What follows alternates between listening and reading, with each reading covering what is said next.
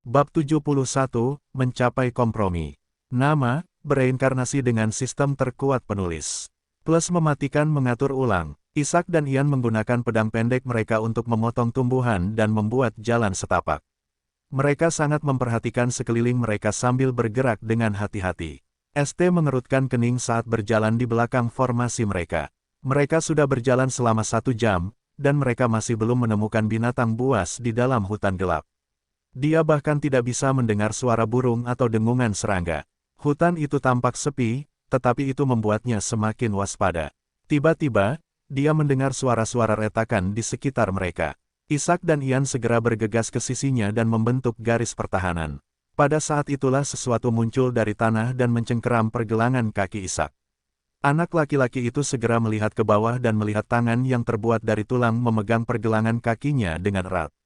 Ian segera menginjak tangan itu, menghancurkannya berkeping-keping dan membebaskan saudara kembarnya dalam prosesnya. Yang membuatnya kesal, lebih banyak tangan muncul dari tanah dan mencengkeram mereka.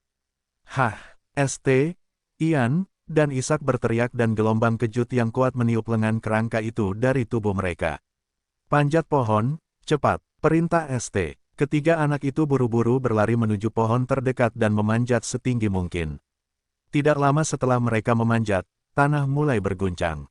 Gempa bumi, tanya Ishak. Tidak, jawab ST. Ini bukan gempa bumi, ini sesuatu yang lebih buruk. Wajah Ian memucat saat dia melihat ratusan prajurit kerangka bangkit dari tanah. Beberapa dari mereka mengenakan baju besi ringan dan membawa senjata baja di tangan mereka. Suara tulang patah bergema di hutan saat lebih banyak kerangka bangkit dari tanah. Hutan yang dulunya tanpa kehidupan kini dipenuhi mayat hidup. Tanda hubung tanda hubung tanda hubung tanda hubung tanda hubung. William mendecak lidahnya saat dia melihat kejadian yang muncul di depan matanya. Dia saat ini berada di atas pohon dan memperhatikan ketiga anak itu dari jauh. Berkat keahliannya mata elang dan mata burung nasar, dia mampu melihat hingga 1100 meter di depannya. Tanda hubung tanda hubung tanda hubung tanda hubung tanda hubung. Eagle's Eyes, 5/5. Pasif. Mampu melihat lebih jauh dari penglihatan biasa. Meningkatkan penglihatan plus 100 meter. Kecepatan plus 10. Vulture Eyes, 5/5. 10 poin mana. Mengunci target Anda dari jarak yang sangat jauh. Meningkatkan penglihatan plus 100 meter. Durasi skill, 20 menit. Tanda hubung tanda hubung tanda hubung tanda hubung tanda hubung. Ia dapat melihat dengan jelas lebih dari 1000 kerangka mengelilingi pohon tempat ketiga anak itu bertengger. Berita buruknya adalah jumlah kerangka itu masih meningkat dengan kecepatan yang mengkhawatirkan. Haruskah aku membantu mereka? Pikir William. Meskipun dia tidak bisa melawan para kerangka itu, dia bisa dengan mudah membantu ST dan si kembar untuk melepaskan diri dari pengepungan. Sementara William masih merenungkan apa yang harus dilakukan, ST dan si kembar sudah bergerak. Kenapa mereka? Oh Vic. Para bajingan itu menuju ke arahku. William mengumpat dalam hati. Oh Sehte, para kerangka itu juga menuju ke arahku. Mata William membelalak kaget ketika dia melihat kejadian yang tiba-tiba itu. Matanya tanpa sadar tertuju pada wajah Ian yang jahat. Anak laki-laki berambut merah itu bisa melihat seringai jahat terpampang di wajah anak laki-laki yang penuh kebencian itu yang membuat hatinya gatal. Aku ingin sekali menghajar bajingan ini. William menggertakkan giginya ketika dia melihat ketiga anak itu melompat dari pohon ke pohon sambil menuju ke arahnya. Gerakan mereka cukup cepat dan, dalam semenit, mereka mendarat di pohon di seberang William. William mengabaikan ketiga anak itu dan memfokuskan perhatiannya pada pasukan kerangka itu. Ia memperkirakan bahwa pasukan kerangka itu masih akan membutuhkan waktu 15 menit untuk tiba di lokasi mereka. Itu lebih dari cukup waktu untuk mengobrol. Senang bertemu denganmu di sini, kata Ian sambil mencibir. Ada apa? Kucing itu menggigit lidahmu. Senang bertemu denganmu di sini, jawab William dengan nada menghina. Ada apa? Apakah kau datang ke sini untuk memohon tuan ini agar membantumu? Wajah Ian menjadi gelap, tetapi ia tidak dapat menemukan kata-kata untuk membantah pernyataan William. Sebelumnya, ia diam-diam menggunakan kemampuannya untuk menandai William dengan menggunakan amarahnya sebagai media. Selama amarahnya terhadap bocah itu masih ada, ia akan dapat menemukannya dimanapun ia berada. Ini adalah kemampuan yang telah ia bangkitkan beberapa tahun yang lalu. Itu adalah kemampuan yang dimaksudkan untuk melacak musuh-musuhnya, tidak memberi mereka tempat untuk melarikan diri dari kejarannya. Tidak pernah dalam mimpinya yang terliar ia berpikir bahwa ia harus menggunakan kemampuannya untuk mencari bantuan dari orang yang paling ia benci. William bersandar pada kulit pohon dengan santai. Dialah yang memiliki keuntungan dalam negosiasi ini dan dia akan menjadi bodoh jika tidak menggunakannya untuk keuntungannya sendiri. Perjuangan internal saat ini terjadi di dalam pikiran ST. Meskipun mereka berhasil lolos dari kejaran kerangka itu, hanya masalah waktu sebelum mereka menyusul mereka. Ledakan kekuatan yang mereka tunjukkan beberapa waktu lalu memiliki batas waktu dan mereka tidak dapat menjaga aura pedang mereka tetap aktif untuk waktu yang lama. Bahkan sekarang, mereka hanya memiliki waktu 5 menit lagi sebelum kehilangan efeknya. ST tahu bahwa dengan setiap menit yang berlalu, bahaya yang akan mereka hadapi akan tumbuh secara eksponensial. Dengan desahan pasrah, dia menatap gembala yang riang di depannya dan mengakui kekalahan. Jika dia ingin berhasil maka dia tidak punya pilihan selain berkompromi. Pada saat itulah dia teringat kata-kata Dewi di kuil. Aku hanya melihat hasilnya, ST. Bukan prosesnya. Untuk pertama kalinya dalam hidupnya, ST terpaksa mundur selangkah dan menelan harga dirinya. Ia bahkan harus berkompromi dan menundukkan kepala kepada seseorang yang tidak setara dengannya. Karena sudah mengambil keputusan, ia tidak ragu lagi dan berinisiatif meminta bantuan William. Aku setuju dengan syaratmu, kata ST. Tolong, pinjamkan kami kekuatanmu. Aku harus menyelesaikan misi ini apapun yang terjadi. Nasib seluruh. Sebuah tangan menutupi bibir ST saat Ishak berdiri di sampingnya. Maafkan aku, Tuan Muda, bisik Ishak. Maafkan aku atas pelanggaranku, tetapi kami tidak bisa membiarkan siapapun tahu tentang misi kami. Ini adalah peringatan yang diberikan Peramal sebelum kami meninggalkan ibu kota. Mata ST membelalak kaget saat menyadari bahwa ia hampir memberitahu William alasan menjalani ujian tersebut. Serangan tiba-tiba dari para kerangka itu telah mengaburkan pikirannya dan membuatnya sedikit kehilangan ketenangannya. Setelah menarik napas dalam-dalam beberapa kali untuk menenangkan diri, ia menepuk tangan Ishak untuk meyakinkannya bahwa ia kini telah mengendalikan emosinya. Ishak melepaskan tangannya dari bibir ST dan menundukkan kepalanya untuk meminta maaf. Kau tidak bersalah, kata ST sambil berbicara kepada Ishak. Aku berjanji akan lebih berhati-hati di masa mendatang. Selama Tuan Muda mengerti, hamba ini bersedia dihukum. Tidak akan ada hukuman. Fokus saja pada tugas yang ada. Baik, Tuan Muda. William memperhatikan percakapan itu dengan ekspresi geli. Ia tidak benar-benar ingin mengorek informasi, dan ia benar-benar tidak tertarik untuk mengetahui lebih banyak tentang misi mereka. Yang ia pedulikan hanyalah penyelesaian ujian sehingga misinya sendiri akan selesai. Ayo pergi, perintah. William sambil melompat ke pohon lain. Ketiga anak itu mengikutinya dari belakang dan mereka kembali ke pinggiran hutan tempat Ella dan kambing-kambing lainnya menunggu mereka. Mungkin butuh waktu, tetapi William akhirnya mencapai tujuannya untuk mengambil alih kendali kelompok ini. Bahkan Ian yang menyebalkan itu tetap menutup mulutnya dan hanya mengikutinya dari belakang.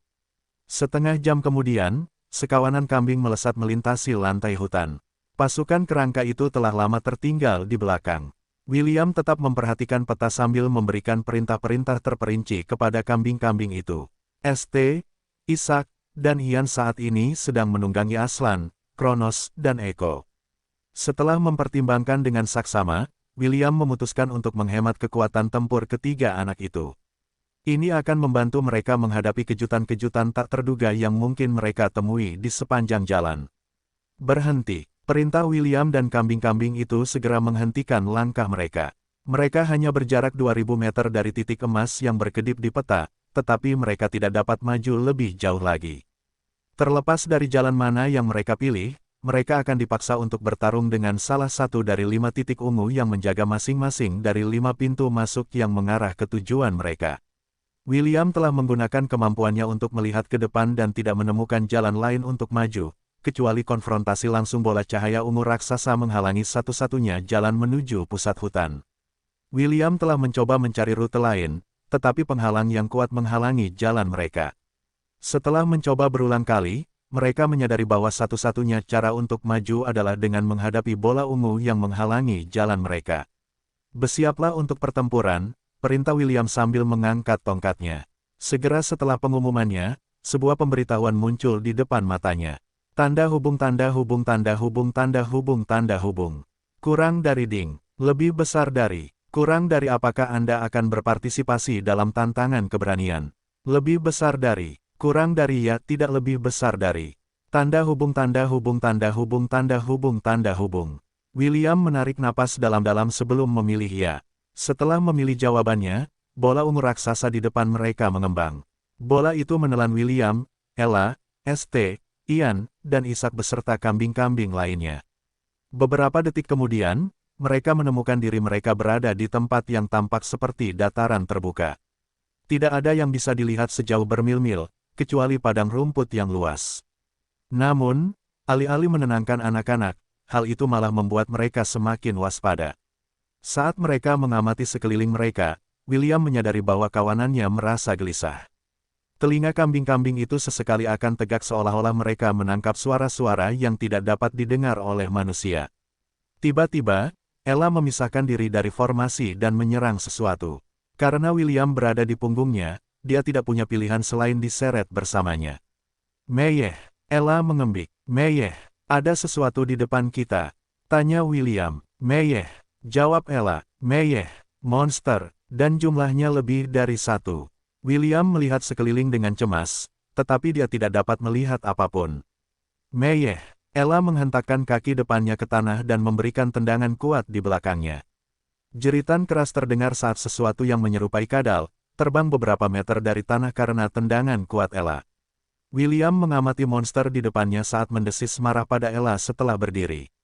Monster itu, yang tampak seperti persilangan antara bunglon dan biawak, panjangnya setidaknya 6 meter.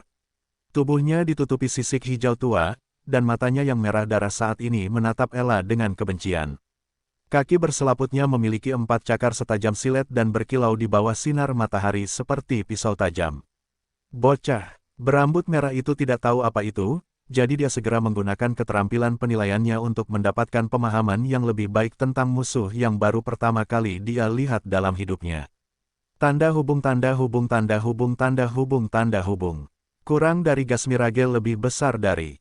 Binatang tipe bunglon. Tingkat ancaman C. Dikenal sebagai pembunuh tersembunyi di padang rumput. Bunglon ini, yang tinggal di dataran timur benua selatan, dikenal karena penyergapan yang mematikan. Senjata utamanya adalah lidahnya yang panjang yang memanjang hingga 30 meter dan dapat dengan mudah menghancurkan batu besar dalam satu serangan. Selama pertempuran, ia melapisi cakarnya dengan racun yang cukup kuat untuk membunuh seorang pria dalam waktu 5 menit. Kemampuan khususnya adalah Stealth. AN, peringkat untuk tingkat ancaman adalah E, D, C, B, A, S, SS, SSR, dan Calamity. Centennial Beast adalah peringkat S, Millennial Beast adalah peringkat SS, dan Myriad Beast adalah peringkat SSR. Kelas Calamity adalah binatang buas yang setengah langkah lagi atau telah melangkah di jajaran demigods. Tanda hubung tanda hubung tanda hubung tanda hubung tanda hubung. Saat William menyerap informasi di kepalanya, dia memperhatikan bahwa kaki kanan depan gas mirage ditekuk pada sudut yang tidak wajar. Tampaknya bagian tubuhnya itulah yang menerima beban penuh dari tendangan Ella. Monster itu mendesis dan lidahnya yang panjang melesat ke arah William dan Ella seperti cambuk yang mematikan. Ella menghindari serangan itu dengan mudah. Namun, luka sepanjang 6 meter, yang sedalam 1 meter, muncul di tanah tempat mereka berdiri beberapa detik yang lalu. Itu menunjukkan kepada William seberapa kuat serangan itu dan membuatnya sangat waspada terhadap kecakapan bertarung gas mirage. Melihat bahwa gas mirage gagal membunuh targetnya, lidah gas mirage yang marah itu melancarkan rentetan serangan secara berurutan dengan cepat. Bahkan dengan kelincahan Ella, dia kesulitan menghindari serangan beruntun dari lidah yang tampaknya memiliki nyawanya sendiri. Di belakangmu, William mendengar peringatan ST, dan segera menoleh untuk melihat punggungnya. Di sana dia melihat 4 lidah mematikan lainnya yang saat ini sedang menuju ke arah mereka. Tembok es. 4 lapisan dinding es muncul di belakang punggung William saat dia mencoba melindungi dirinya dan Ella dari serangan mendadak yang tak terduga. Keempat lidah yang cukup kuat untuk memecahkan batu-batu besar itu menghancurkan 3 lapisan dinding es sebelum berhenti di lapisan keempat. Mama, Meyeh. Ella segera memanfaatkan kesempatan itu untuk kabur dan kembali ke tempat ST dan yang lainnya berada. Anehnya, Monster-monster itu tidak menyerang William dan Ella lagi saat mereka mundur ke arah kelompok mereka. Gas Mirage yang terluka itu menjentikkan lidahnya sebelum menggunakan kemampuan silumannya. Ia tidak terburu-buru untuk membalas dendam karena rekan-rekannya perlahan-lahan membentuk pengepungan ketat untuk menjebak mangsanya. Selain itu, pemimpin mereka sudah menuju ke arah mereka. Begitu ia tiba, peluang musuh mereka untuk menang menjadi nol. Apa yang akan kita lakukan? Tanya ST sambil waspada melihat sekeliling mereka. Kita tidak bisa melawan apa yang tidak bisa kita lihat. Monster macam apa itu? Tanya Ishak. Aku belum pernah mendengar atau melihat sesuatu seperti ini sebelumnya. Namanya Gas Mirage. Tingkat ancaman C, jelas William. Senjata utamanya adalah lidahnya yang memanjang hingga 30 meter. Cakarnya juga mengandung racun yang dapat melumpuhkan mangsanya. Pastikan untuk menghindarinya dengan cara apapun. Apakah kau tahu kelemahan mereka? Tanya Ian. Juga, bagaimana kau tahu tentang makhluk ini? Tuanku adalah ensiklopedia monster berjalan. William berbohong dengan wajah serius. Aku mendengarnya berbicara tentang monster ini secara sepintas. Monster ini berkembang biak di dataran timur benua selatan. Mengenai kelemahan mereka, mereka tidak punya kelemahan apapun. Ensiklopedia monster, tanya ST. Apa itu? Petik 2 titik. Singkatnya, dia tahu banyak tentang monster, jawab William dengan canggung. Begitu. ST menganggukkan kepalanya. Meskipun dia merasa bahwa William tidak mengatakan yang sebenarnya, dia tahu bahwa sekarang bukanlah saat yang tepat untuk menanyakan pertanyaan seperti itu. Apakah kau punya rencana? Karena ia telah mengenali William sebagai pemimpin kelompok, ia memutuskan untuk mengamati apakah William benar-benar memiliki kemampuan untuk memimpin mereka. Ada caranya, tapi William menatap ketiga anak itu dengan enggan. Kalian mungkin tidak menyukainya. Apa maksudmu kami mungkin tidak menyukainya? Tanya Ian dengan nada menantang. William tidak menjawab pertanyaan Ian. Sebaliknya, ia melirik padang rumput di sekitar mereka. Jika memungkinkan, ia tidak ingin menggunakan kemampuan ini karena gurunya telah berulang kali memperingatkannya untuk tidak menggunakannya di depan umum. Tanda hubung. Ingat ini, William, kata Celine dengan ekspresi serius. Tidak peduli seberapa baik atau mulia niat kalian, prasangka manusia adalah sesuatu yang harus kalian pertimbangkan saat menggunakan kekuatan ini. Gunakan hanya sebagai pilihan terakhir. Tanda hubung.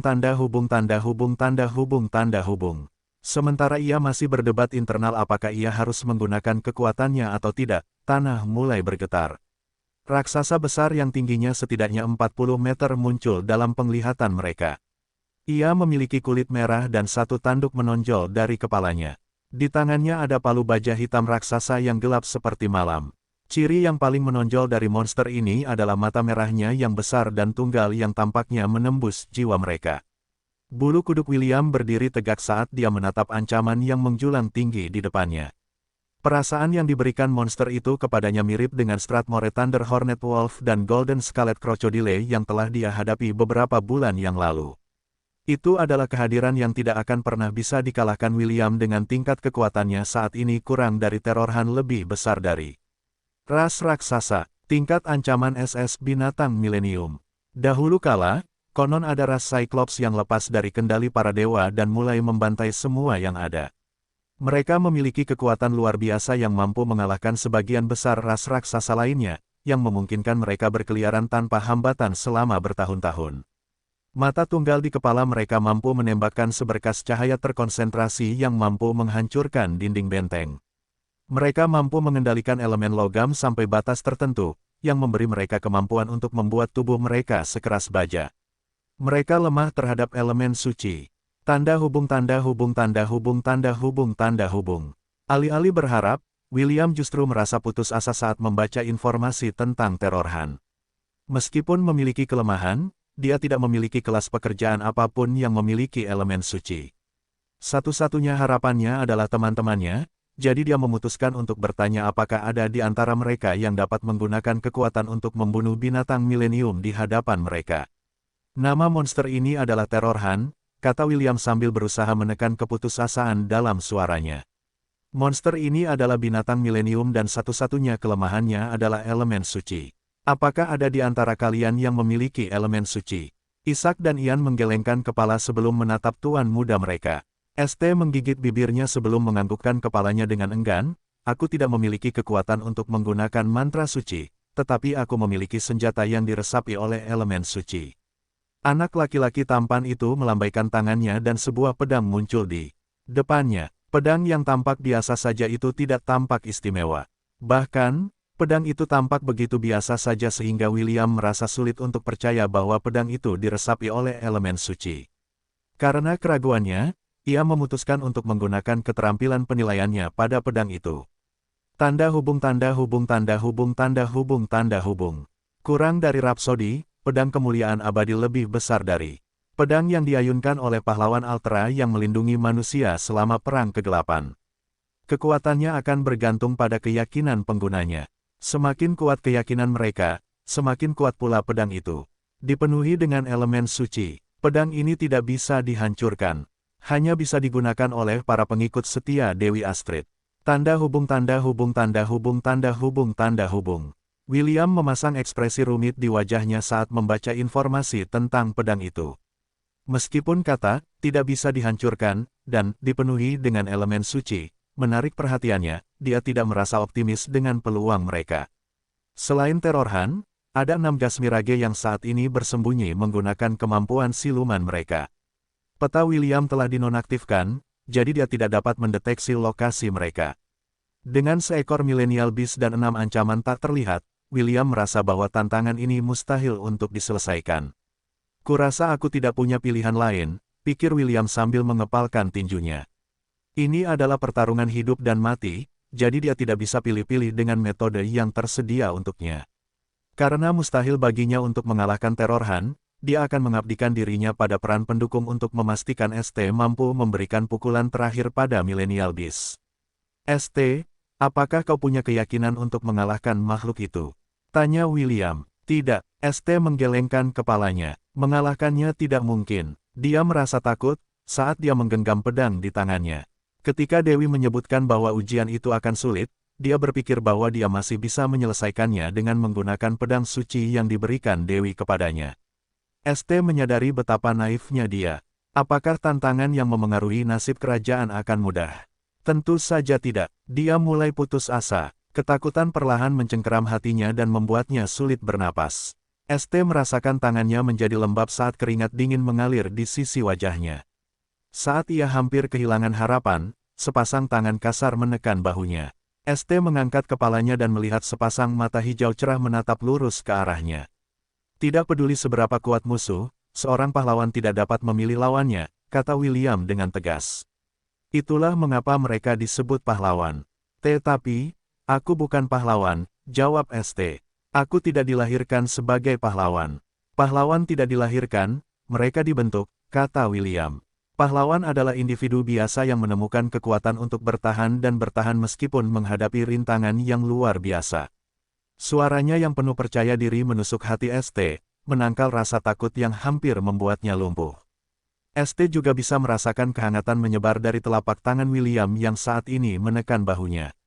Pembicaraan penyemangat sudah berakhir, kata William sambil menatap musuh yang harus dihadapinya. Tatapannya yang tak kenal takut membuat Ishak kagum dan bahkan Ian, yang selalu skeptis terhadap William, harus mengakui bahwa ekspresi anak laki-laki itu saat ini terlihat tenang. Berikan. Baju sirah es. Pemimpin kawanan. William menguatkan kawanannya dan menerapkan baju sirah es pada semua orang termasuk ST dan si kembar. Ia kemudian meminta sistem untuk mengganti subkelasnya dari penyihir es menjadi penyihir kegelapan. Saat ini, sihir esnya tidak akan banyak berpengaruh terhadap musuh-musuh mereka, jadi ia memutuskan untuk serius. Tanda hubung tanda hubung tanda hubung tanda hubung. William, kalung nitril yang kuberikan padamu itu istimewa, kata Selin sambil menepuk kepala bocah itu. Kalung itu memiliki fungsi khusus yang dapat kau gunakan setiap 5 tahun sekali. Harga untuk menggunakannya sangat mahal. Namun, jika Anda harus memilih antara membayar harganya dan mati, Anda sebaiknya membayar harganya dan menggunakannya. Lagi pula, hanya saat Anda masih hidup, Anda akan mampu mencapai tujuan hidup Anda. Kode sandi untuk mengaktifkan kemampuan kalung itu adalah tanda hubung tanda hubung tanda hubung tanda hubung tanda hubung. William menyentuh kalung nitril di lehernya dan berkata, "Pelanggar aturan." Kalung itu bersinar biru cemerlang saat William merasakan gelombang kekuatan mengalir di sekujur tubuhnya.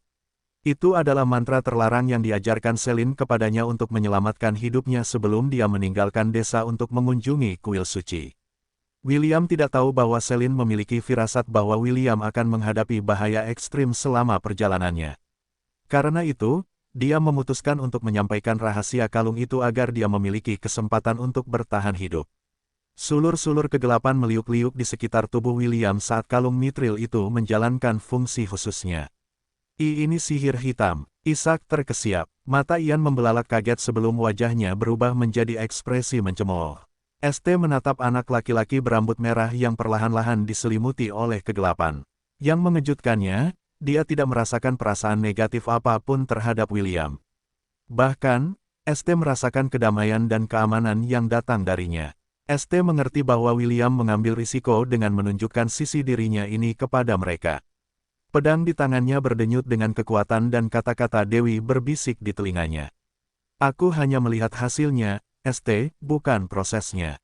Nona Astrid, kurasa sekarang aku mengerti apa yang ingin kau katakan padaku," pikir ST sambil menggenggam pedang di tangannya dengan erat. "Karena kau memilihnya untuk menjadi temanku dalam ujian ini, aku juga akan menaruh kepercayaanku padanya." Tanda hubung tanda hubung tanda hubung tanda hubung tanda hubung. Kurang dari ding. Lebih besar dari. Kurang dari fungsi khusus Scholar of Wisteria telah berhasil diaktifkan. Lebih besar dari. Kurang dari kelas pekerjaan Dark Mage telah ditingkatkan secara paksa menjadi kelas prestige lebih besar dari. Kurang dari memperoleh kelas prestige, Pangeran Kegelapan lebih besar dari. Kurang dari kelas pekerjaan ini bersifat sementara dan hanya akan bertahan selama 2 jam. Lebih besar dari. Tanda hubung tanda hubung tanda hubung tanda hubung tanda hubung. William mendesah saat kekuatan di dalam tubuhnya stabil. Ini adalah pertama kalinya dia merasa begitu kuat. Meski begitu, dia mengerti bahwa dia tidak akan bisa mengalahkan Millennial Beast dengan kekuatannya saat ini. Namun, mengalahkan Centennial Beast sama sekali tidak menjadi masalah. Ethereal Vision. Sudut bibir William melengkung membentuk seringai saat warna matanya berubah menjadi warna emas. Gas mirage yang bersembunyi terlihat jelas di depan matanya dan dia memutuskan untuk menghadapinya terlebih dahulu sebelum melawan Millennial Beast. "Kegelapan yang mulia, penebusku, aku membutuhkanmu sekarang di saat aku membutuhkanmu. Tuntunlah tanganku agar aku dapat menaklukkan musuhmu. Hukum orang-orang bodoh yang telah melupakan namamu, dan kutuk mereka semua ke dalam kegelapan abadi." Darkest Breaker, lebih dari selusin sinar gelap melesat dari langit dan melintasi dataran. Monster-monster yang bersembunyi itu menjerit saat dunia mereka berubah menjadi gelap. Kabut gelap keluar dari mata mereka saat tubuh mereka berguling-guling di tanah kesakitan. "Mama Ella, aku akan menyerahkan kentang goreng kecil itu padamu," perintah William. "ST, dan 2 sahabat karibmu, kita akan menghadapi teror Han. Aku akan mengatakan ini sekarang, tetapi tidak seorang pun dari kalian boleh mati. Apakah aku sudah menjelaskannya dengan jelas?" "Meyeh, mengerti." ST menganggukkan kepalanya. "Baiklah," jawab Ishak dengan ekspresi penuh tekad. "Aku akan mengikutimu sekali ini saja." Ian memutuskan untuk fokus pada tugas yang ada untuk saat ini. Meskipun dia tidak menyukai William, tidak mungkin dia akan membiarkan tuan mudanya menghadapi Cyclops sendirian dengan suara gemuruh yang dahsyat. Pertarungan resmi dimulai. Teror Han memang lawan yang sangat tangguh. Tak satu pun serangan anak-anak itu yang menimbulkan kerusakan pada tubuhnya. Bahkan pedang ST, Rhapsody, paling-paling hanya bisa membuka luka dangkal yang akan pulih dalam sekejap. "ST, lompat mundur," perintah William. ST tidak berpikir 2 kali dan langsung menuruti perintah William. Cambuk hitam yang terbuat dari sihir hitam melilit pinggangnya. Dengan tarikan tangan William, ST ditarik menjauh dari lokasinya tepat pada waktunya untuk menghindari sinar merah yang keluar dari mata Siklop. Tanah meledak dan melemparkan batu-batu yang terbakar ke segala arah. Ishak dan Ian, yang berada di dekat area ledakan, menjauhkan diri sambil menghindari proyektil berbahaya yang berterbangan di sekitar mereka. "Kita tidak bisa terus seperti ini," kata William saat ST mendarat di sampingnya.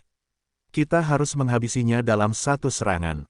"Tapi bagaimana?" tanya ST. Tiba-tiba, sebuah kesadaran menyadarkannya. "Jangan bilang padaku," Ya, William mengangkat kepalanya dan menatap satu-satunya mata Cyclops yang menatap mereka dengan jijik. Kita harus menyerang matanya. Mengatakannya adalah satu hal, tetapi benar-benar melakukannya adalah hal lain. Cyclops menjulang tinggi di atas mereka. Melawannya dari jarak dekat juga sangat berisiko karena Cyclops menghususkan diri dalam pertempuran jarak dekat.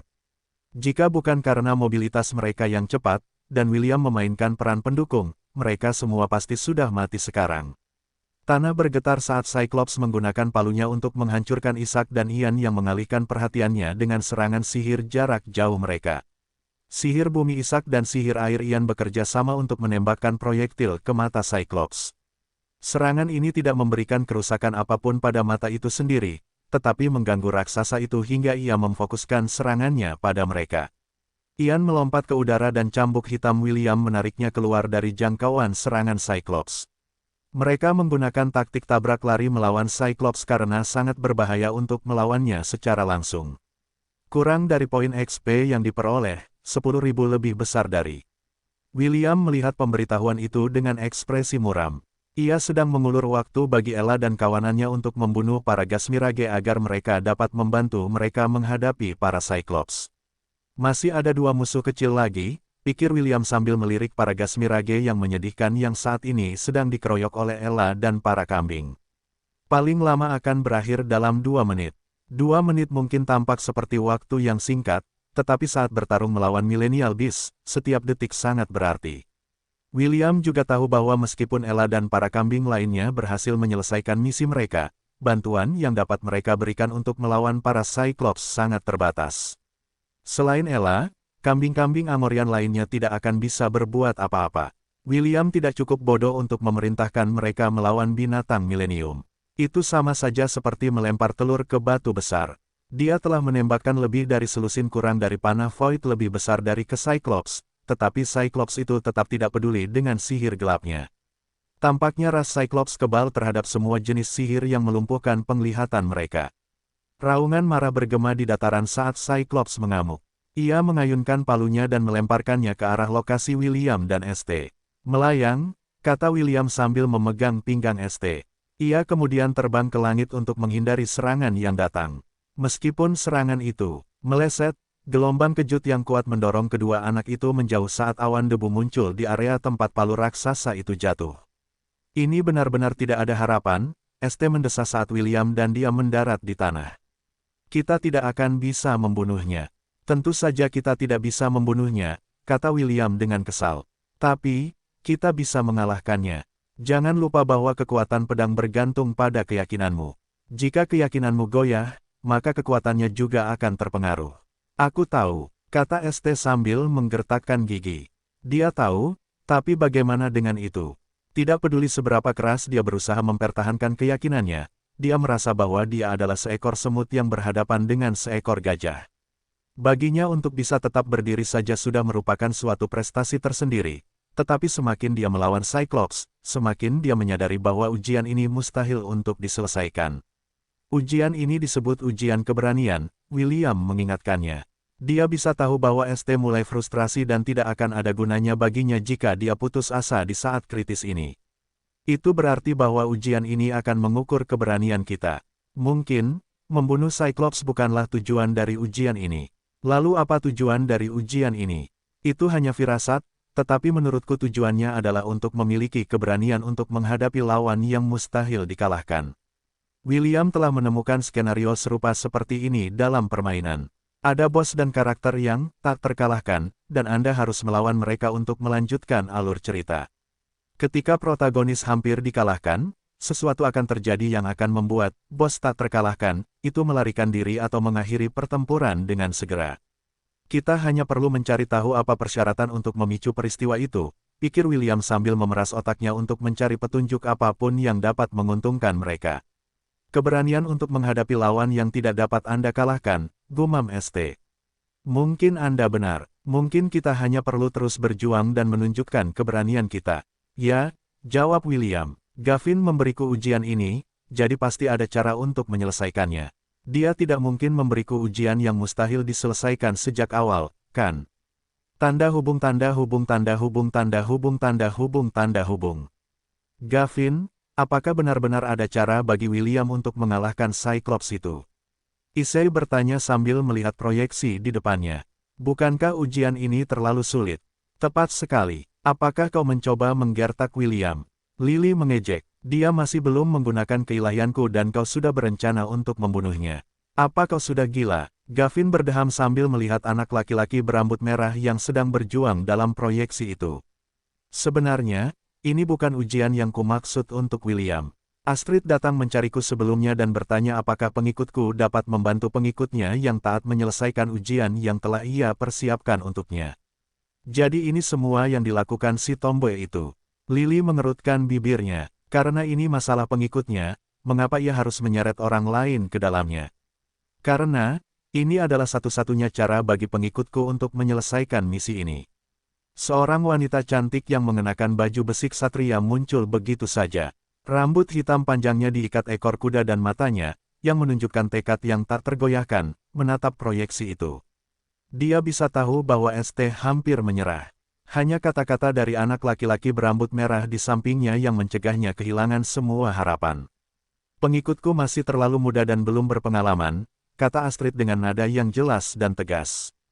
Kebetulan aku merasakan seseorang dengan keilahian yang sangat kuat di sekelilingnya.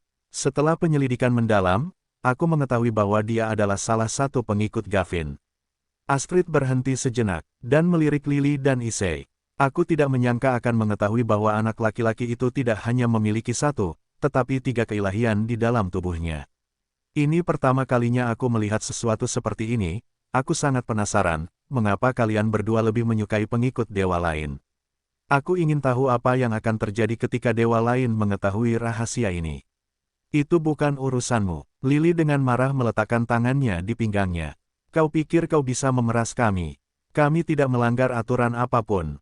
Apa kau mengancam kami? Issei menyipitkan matanya. Aku ragu seorang kesatria saleh sepertimu suka bergosip, tetapi jika kau melakukannya, aku akan memastikan bahwa semua pengikutmu akan menjadi bagian dari harem pengikutku.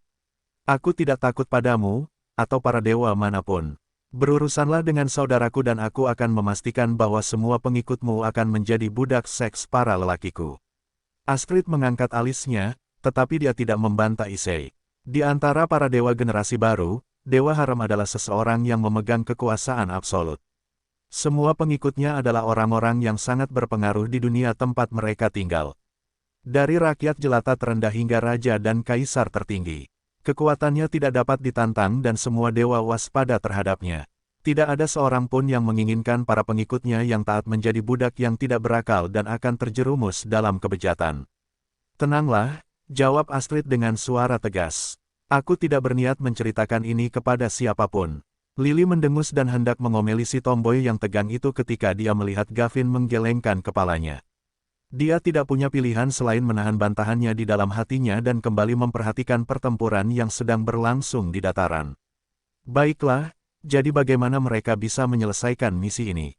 Tanya David sambil memainkan jenggotnya. Apakah ini benar-benar hanya ujian keberanian? Kenapa aku tidak melihat peluang untuk menang? Ujian ini seharusnya tidak diselesaikan sejak awal, Astrid mengakui. Hah, apa katamu? Lily melotot ke arah Dewi Ksatria. Terus terang, aku tidak ingin menepati janji yang kubuat kepada kerajaan Helan. Astrid menatap pengikutnya yang taat dengan tatapan lembut. ST hanya bersumpah untuk memberikan segalanya kepadaku sebagai ganti kesempatan. Ketika aku mengatakan kepadanya bahwa aku akan memberinya kesempatan jika dia menjalani hidupnya sebagai seorang pria selamanya, dia bahkan tidak berkedip dan berkata ya. Kupikir dia hanya bercanda, tetapi ketika aku benar-benar mengubahnya, dan kedua gadis yang melayaninya menjadi laki-laki, saat itulah aku menyadari bahwa dia serius. Karena memang begitu, maka aku setidaknya harus memberinya kesempatan menang. Tapi kau bilang bahwa ujian ini tidak bisa diselesaikan sejak awal, sela Issei. Bukankah ini berarti kau berbohong kepada pengikutmu? Memang benar ST tidak akan bisa menyelesaikan ujian jika dia sendirian, jawab Astrid. Itulah sebabnya aku meminta bantuan Gavin. Astrid memfokuskan perhatiannya pada William yang saat ini sedang mengangkat ST ke udara. Secercah harapan terlihat di matanya. Mungkin, seseorang yang disukai oleh 3 dewa. 4, sela David. Bukan 3, tapi 4. Sudut bibir Astrid berkedut saat dia melihat Dewa Gembala yang dengan tenang meminum tehnya di samping. Kau juga terlibat dalam hal ini, David. Kenapa tidak? Jawab David. William adalah anak yang sangat menarik. Dia mengingatkanku saat aku baru saja lahir di dunia ini. Karena dia setampan aku, dia pasti bisa menemukan jalan. Ah, itu mengingatkanku, ada pepatah terkenal di planet asalnya yang berbunyi seperti ini. Jika ada kemauan, pasti ada jalan. Astrid, jika kemauan benar-benar dapat menyelesaikan misi ini, kau akan berutang budi padanya. Keempat dewa itu memandang David dengan jijik. Setampan dirimu, apa kau sudah melihat bayanganmu di cermin? Pitui, akan kupikirkan, jawab Astrid sambil berusaha sekuat tenaga untuk tetap tenang. Tapi pertama-tama, dia harus menunjukkan kepadaku apa yang bisa dia lakukan. Aku betul-betul ingin melihat apakah seorang anak laki-laki yang difavoritkan oleh empat dewa dapat melakukan hal yang mustahil. Gavin, Issei, Lily, dan David menatap William yang sedang berjuang dalam proyeksi itu. Meskipun mereka menyukainya, mereka tetap tidak dapat memikirkan cara agar anak itu dapat mengatasi rintangan yang sedang dihadapinya. Dengar, aku tidak bisa terus-terusan berada dalam wujud ini, jelas William sambil menggunakan sihir hitamnya untuk menarik Isaac, dan Ian bersamanya saat ia menghindari serangan Cyclops. Karena mereka bertarung di dataran, itu memberinya banyak ruang untuk menghindari serangannya. Meskipun serangan Cyclops kuat, selama serangan itu tidak mengenai sasaran, mereka akan aman. Aku menggunakan mantra terlarang yang membuatku menjadi kuat dalam waktu singkat, kata William dengan ekspresi serius. Begitu sihir ini habis, aku tidak akan bisa menggunakan sihir selama 5 tahun. Apa? Tanya heran. Kau tidak akan bisa menggunakan sihir selama 5 tahun. Ya, jawab William. Tidak bisa menggunakan sihir selama 5 tahun masih lebih baik daripada mati di sini. Tidakkah kau setuju? Tetapi tetap saja, jangan khawatir. Aku tidak melakukan ini hanya untukmu. Ini juga bagian dari ujianku, jadi kita berada di perahu yang sama. Isaac menatap William dengan kagum. Di sisi lain, Ian menunjukkan ekspresi kasihan yang langka di wajahnya. Meskipun keduanya memiliki ekspresi yang berbeda, mereka tetap memahami beratnya pengorbanan William. Mereka tidak pernah menyangka bahwa bocah berambut merah itu akan bertindak sejauh ini untuk membantu tuan muda mereka menyelesaikan ujian keberanian. Kita tidak boleh gagal dalam ujian ini, kata William. Karena aku memutuskan untuk melakukan yang terbaik, tidak seorang pun dari kalian boleh mempermainkanku. Aku punya rencana, tetapi itu berisiko. Apakah kalian semua bersedia mempertaruhkan nyawa dan mempercayaiku? Ya, jawab ST dengan ekspresi penuh tekad. Dia kemudian mencengkeram pedang di tangannya erat-erat. Jika itu akan membantu kita menyelesaikan misi ini, maka aku akan ikut. Isaac dan Ian saling bertukar pandang sebelum menganggukkan kepala dengan tegas. Kali ini, keduanya tidak akan mempertanyakan perintah William dan memberinya kerja sama penuh. Kita hanya punya satu kesempatan untuk melakukan ini, jadi mari kita manfaatkan kesempatan ini. William kemudian mulai menjelaskan rencana yang ada dalam pikirannya. Ekspresi ST dan si kembar menjadi sangat serius saat mereka mendengarkan instruksinya. Kalian semua masih bisa memilih untuk mundur, desah William. Namun, setelah batas waktu sihirku berakhir, kita hanya akan menunggu kematian kita. Karena kita tidak punya pilihan, mari kita lakukan saja, kata Ian sambil menatap Cyclops di kejauhan. Aku setuju, Isaac menyuarakan pendapatnya. ST menganggukkan kepalanya tanda setuju. Baiklah, karena kalian semua setuju, maka kita semua akan bersama-sama dalam hal ini, kata William sambil tersenyum. Tahan dia selama 2 menit. Aku perlu melakukan persiapan. Oke, William mendarat di tanah, tetapi ia tetap mengikatkan cambuk hitam di pinggang anak-anak. Dengan begitu, ia dapat menarik mereka menjauh dari bahaya jika mereka tidak dapat menghindari serangan Cyclops. Kurang dari poin XP yang diperoleh, 10.000 lebih besar dari. Kerja bagus, Mama Ella, pikir William. Satu lagi saja, ST, Ian, dan Isaac menyerbu ke arah Cyclops dari arah yang berbeda.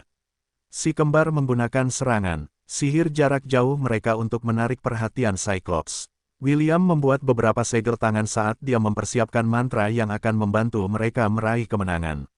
Belati hitam muncul di depannya dan menusuk ujung jarinya, membuat darah menyembur dari ujung jarinya. Saat darah diserap tanah, lingkaran sihir merah muncul di bawah kaki William. Begitu lingkaran sihir terbentuk sepenuhnya, William segera memulai mantranya. Kegelapan yang lebih gelap dari hitam. Darah yang membakar kehidupan yang hidup. Aku berjanji untuk mengatasi rintangan yang ada di depan mataku. Berikan kekuatanmu pada tanganku yang tidak layak. Dan biarkan orang-orang bodoh yang menghalangi jalanku dihancurkan oleh kekuatanmu yang tak ada habisnya. Klon kegelapan. William, St., Isaac, dan Ian tiba-tiba bertambah banyak saat mantra William mulai berefek. Klon kegelapan berhasil menciptakan selusin klon untuk setiap target William. Klon ini bukan klon biasa karena mereka mampu memanifestasikan 50% kekuatan asli mereka. Bukan hanya anak-anak yang memperoleh efek menakjubkan ini, tetapi juga Ella dan kambing-kambing lainnya. Karena itu, ratusan kambing dengan mudah mengalahkan gas mirage terakhir dan mengirimnya ke alam baka. Kurang dari memperoleh poin XP, 10.000 lebih besar dari Kambing-kambing itu menyerang Cyclops dengan kekuatan penuh. Tentu saja, kambing-kambing asli selain Ella diperintahkan oleh William untuk tidak ikut bertempur. Meskipun mereka tidak mau, mereka tetap mengikuti perintah gembala mereka dan tetap menjaga jarak yang aman dari Cyclops. Saat para klon berkumpul di target mereka, Battle Royale dimulai dengan Cyclops sebagai pusatnya.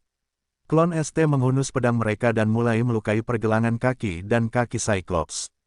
Karena keadaan William saat ini, ST akhirnya mengabaikan kehati-hatian dan memutuskan untuk mengalahkan Cyclops. Perubahan mendadak dalam sikapnya ini membuat kekuatan pedangnya perlahan meningkat setiap detiknya. Klon William melesat melintasi medan perang dan menggunakan cambuk gelap untuk membantu sekutunya menghindari dan menyerang titik buta raksasa yang menjulang tinggi itu. Cyclops menjadi kesal dan dengan liar mengayunkan palunya ke kiri dan ke kanan. Ia bahkan menembakkan sinar cahaya dari matanya dengan harapan dapat menghancurkan serangga yang saat ini mengeroyoknya. Sayangnya, klon William telah mendedikasikan diri mereka untuk peran pendukung. Semua klonnya terbang di udara dan mengambil alih situasi. William asli yang tergeletak di tanah, mengangkat jarinya yang berdarah dan mengarahkannya ke mata Cyclops seperti pistol. Liro Wasnil Aerian Tireirelrit, Merit, Telendin, Talaranial, Ararasnal Trilin Bradis, Maranil, Aeroril Bras, Elowen, Trias Rilril Rinilol, Triloren, Morelalin. Nilinbernil Aeraenas, Merlenian, cahaya merah yang menakutkan muncul di ujung jari William saat ia membidik. Mantra ini hanya memiliki peluang 1% untuk langsung membunuh Millennial Beast dan Selin telah menggunakannya pada Golden Scarlet Crocodile Dillon. William memutuskan untuk mengambil risiko dan menggunakan mantra ini untuk mengakhiri hidup Millennial Beast di depannya.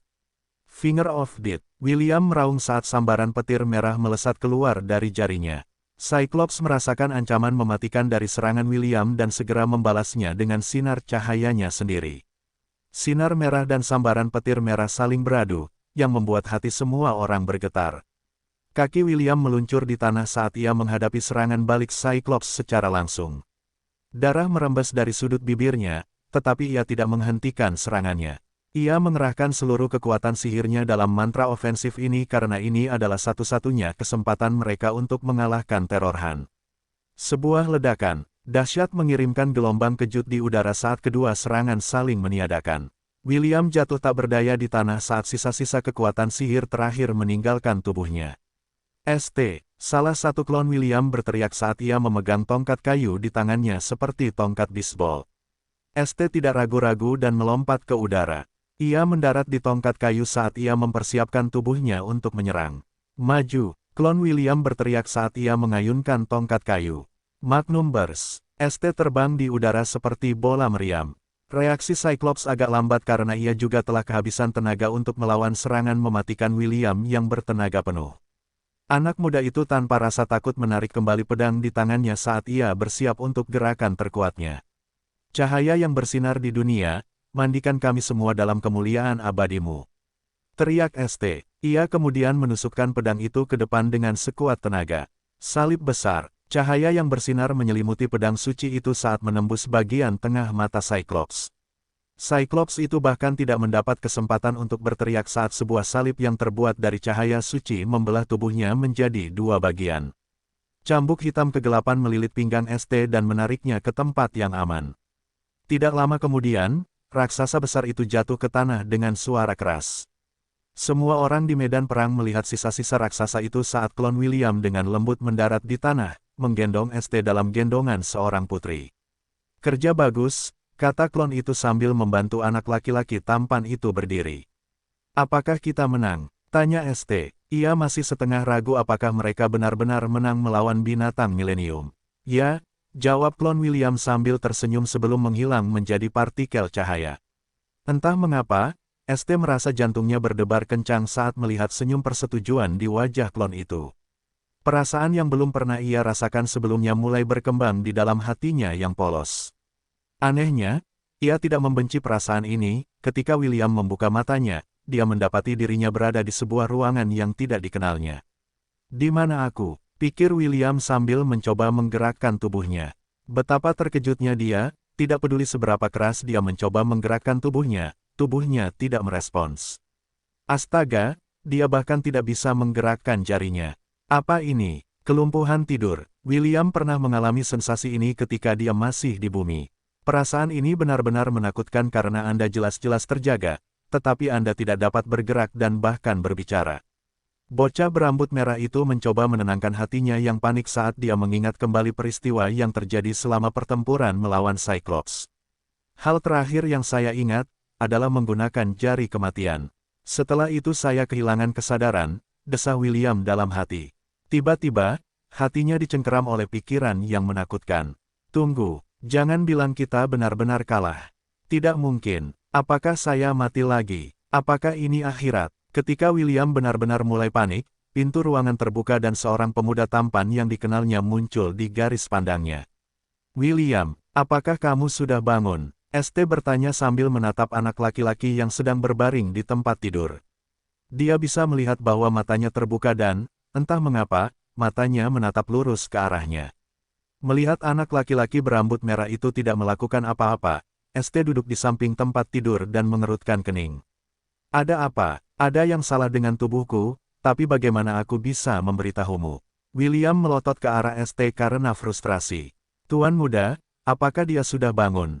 Ishak bertanya sambil berjalan ke kamar bersama saudara kembarnya, Ian. "Oi, jika kamu sudah bangun, kamu harus bangun, Ian." Mendengus. "Apakah kamu babi? Apakah kamu suka berbaring begitu? Kamu sudah tidur selama 2 hari. 2 hari. William tersentak dalam hati. "Tunggu, apakah kita semua mati bersama?" Sial, aku tidak bisa memastikannya karena aku tidak bisa bergerak atau mengatakan apapun. "Hei, apakah kamu benar-benar sudah bangun?" ST bertanya sambil menusuk pipi William. "Kamu jelas sudah bangun, tetapi mengapa kamu tidak bergerak?" Ian menyeringai dan bergabung dengan ST untuk menyodok wajah William. Kedua anak itu merasa hal itu lucu, jadi mereka terus menyodoknya ke seluruh tubuh. "Jika aku bisa bergerak, aku pasti sudah menendang kalian berdua." William merasa frustrasi. "Hanya karena aku tidak bisa bergerak, kau pikir kau bisa menggertakku?" Ia mencoba menggunakan kekesalannya untuk dengan paksa menerobos kelumpuhannya, tetapi itu sia-sia. Ia hanya bisa melotot tak berdaya ke arah kedua pengganggu itu dan berjanji akan menghajar mereka segera setelah kelumpuhannya hilang. "Kurasa ada yang salah dengannya," kata Ishak sambil duduk di tempat tidur. "Apakah ia mungkin menderita kelumpuhan tidur atau stroke?" "Ian, panggil kepala pendeta segera," perintah ST. Ian meninggalkan ruangan dengan enggan saat ia pergi mencari High Priestess. Entah mengapa, ia merasa kondisi William saat ini cukup lucu. Hal itu membuatnya ingin menggertak gembala yang tak berdaya itu dan membuatnya jengkel hingga tak sadarkan diri. "Jangan khawatir, William," ST meyakinkannya. "Bantuan sedang dalam perjalanan." William mengedipkan mata pada ST sekali sebelum menutup matanya. Karena bantuan sudah dalam perjalanan, ia memutuskan untuk memeriksa notifikasi yang berkedip di layar statusnya. Tanda hubung tanda hubung tanda hubung tanda hubung tanda hubung. Kurang dari ding. Lebih besar dari. Kurang dari memperoleh XP, 1.200.000 lebih besar dari. Kurang dari selamat. Anda telah membunuh Millennial Beast. Lebih besar dari. Kurang dari bonus XP pembunuhan pertama monster spesial, 500.000 lebih besar dari. Kurang dari Anda telah memperoleh gelar pembunuh raksasa. Lebih besar dari. Kurang dari Anda telah memperoleh inti binatang kelas milenial. Lebih besar dari. Kurang dari kelas pekerjaan Dark Mage telah mencapai level maksimal. Lebih besar dari. Kurang dari apakah Anda ingin naik ke kelas pekerjaan berikutnya? Ya, tidak lebih besar dari. Tanda hubung tanda hubung tanda hubung tanda hubung tanda hubung. Aku mendapatkan hadiahnya meskipun ST adalah orang yang membunuh Cyclops. William merasa senang saat melihat pemberitahuan itu. Dia pasti tidak akan menolak hadiah sistem atas kerja kerasnya. Tanda hubung tanda hubung tanda hubung tanda hubung tanda hubung. Kurang dari Giant Slayer lebih besar dari. Semakin besar mereka, semakin keras mereka jatuh. Meningkatkan serangan terhadap ras raksasa sebesar 30%. Meningkatkan serangan terhadap monster yang tingginya lebih dari 5 meter sebesar 30%. Kekuatan plus 5. Tanda hubung tanda hubung tanda hubung tanda hubung tanda hubung. Giant Slayer, lumayan. Ini adalah gelar yang bagus. William melihat gelar baru itu dengan penuh persetujuan. Dia telah berhadapan dengan monster besar akhir-akhir ini, jadi memiliki gelar ini pasti akan membuat hidupnya lebih mudah. Sekarang saatnya melihat halaman statusku. Tanda hubung tanda hubung tanda hubung tanda hubung tanda hubung. Hit points, 725/725. Mana, kurang dari disablet lebih besar dari. Job class, Severed level 30. Subclass, Dark Mage level 40 max. Kurang dari strength, 25, plus 2, lebih besar dari. Kurang dari agility, 35, plus 3, lebih besar dari. Kurang dari vitality, 25, plus 2, lebih besar dari. Kurang dari intelligence, 60 plus 2, lebih besar dari. Kurang dari dexterity, 16 plus 2 0, lebih besar dari. Current XP, 0/154.392. Kurang dari Dark Mage Max lebih besar dari. Job XP, 146,283, 146,283. Tanda hubung tanda hubung tanda hubung tanda hubung. Setelah memeriksa statistiknya, dia menyadari bahwa mananya dinonaktifkan karena suatu alasan. Dia segera menghubungi sistem untuk menanyakan apa yang terjadi pada halaman statusnya. Sistem, bisakah kau memberitahuku mengapa manaku dinonaktifkan? Kurang dari host, ini adalah konsekuensi karena menggunakan kekuatan Collar of Wisteria. Kau tidak akan dapat menggunakan manamu selama 5 tahun. Lebih besar dari, apa? Kupikir efek kalung itu hanya akan mencegahku menggunakan kelas pekerjaan tipe penyihir, tetapi juga mencakup semua keterampilan yang menggunakan mana. Kurang dari ya, semua keterampilan yang bergantung pada mana tidak akan bisa digunakan lagi selama 5 tahun ke depan. Lebih besar dari, baiklah, biar ku perjelas, William berharap masih ada celah yang bisa ia gunakan untuk mengaktifkan skill yang biasanya ia gunakan dalam pertempuran. Maksudmu, aku bahkan tidak bisa menggunakan pistol atau first aid. Kurang dari host tidak akan bisa menggunakan skill apapun yang bergantung pada mana. Lebih besar dari, sial, William mengumpat, Tuan, pilihan terakhir yang kau berikan padaku terlalu brutal. Kebahagiaan yang dirasakan William setelah mendapatkan hadiah dari ujian itu tergantikan oleh depresi. Awalnya ia mengira bahwa job kelas lainnya, yang tidak bergantung pada kekuatan sihir, tidak akan terpengaruh oleh serangan balik Collar of Wisteria. Tidak pernah dalam mimpinya yang terliar ia mengantisipasi bahwa serangan balik itu akan melumpuhkannya sejauh ini. Tanpa buff, kecakapan bertarung Ella dan kambing-kambing lainnya akan berkurang drastis. Sementara William merasa patah hati, High Priestess akhirnya tiba di ruangan itu. Ia meletakkan tangannya di atas kepala William dan menggunakan mantra diagnostik untuk memeriksa kondisinya. Sembuh penuh, sang pendeta tinggi melantunkan mantra dan lapisan cahaya hijau menyelimuti tubuh William. Bagaimana perasaanmu? Tanya ST dengan khawatir. Tertekan dan patah hati, jawab William sambil menyuarakan pikirannya dengan lantang. Dan mungkin sedikit lapar. Jangan tertekan, anak muda, komentar sang pendeta tinggi sambil tersenyum. Kamu masih muda, mengapa kamu merasa tertekan? Mengenai rasa lapar, meskipun kami tidak punya banyak, kami bisa memberimu roti, keju, dan susu. Terima kasih, Kepala Pendeta, jawab William. Aku akan menerima tawaranmu. Baiklah, aku akan meminta salah satu pelayanku untuk membawakanmu makanan. Kepala Pendeta membelai sisi pipi William sebelum berdiri. Namamu William, kan? Pastikan untuk mengunjungi kambing-kambingmu setelah kamu makan. Mereka merasa gelisah karena tidak dapat memasuki kuil untuk menemuimu. Benar sekali, kambing-kambingku. William melompat dari tempat tidur dan bergegas meninggalkan ruangan. Dia benar-benar lupa tentang depresinya dan segera berlari menuju kandang untuk menemui mereka. ST, High Priestess, dan si kembar memperhatikannya pergi dengan wajah tercengang.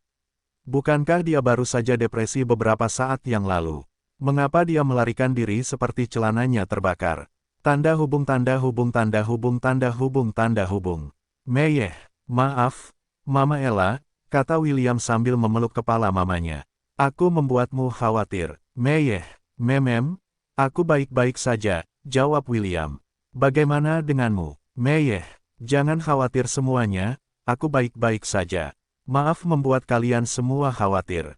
Meyeh, itulah pemandangan yang disaksikan ST dan si kembar saat mereka tiba di kandang. Kambing-kambing lainnya mengelilingi William dan menempelkan kepala mereka di tubuhnya. Hanya dengan sekali pandang, orang dapat dengan mudah mengetahui betapa kambing-kambing itu peduli pada William. Dia benar-benar dicintai oleh kawanannya, komentar Ian sambil menyeringai. Ian, bersikaplah lebih baik kepada William mulai sekarang, perintah ST. Dia adalah dermawan kita dan dia telah berkorban banyak untuk kita. Petik 2. Aku mengerti, jawab Ian. Aku akan berusaha untuk tidak bersikap terlalu jahat saat berbicara dengannya. Mengapa kau bersikap jahat padanya sejak awal? Tanya ST. Itulah hal yang ingin ia tanyakan sejak lama. Sejak Ian melihat William, William selalu memperlakukan gembala itu dengan kasar. Entahlah, jawab Ian. Aku hanya merasa kesal saat melihatnya. Jangan bilang kau jatuh cinta padanya pada pandangan pertama. Goda Ishak pada saudara kembarnya.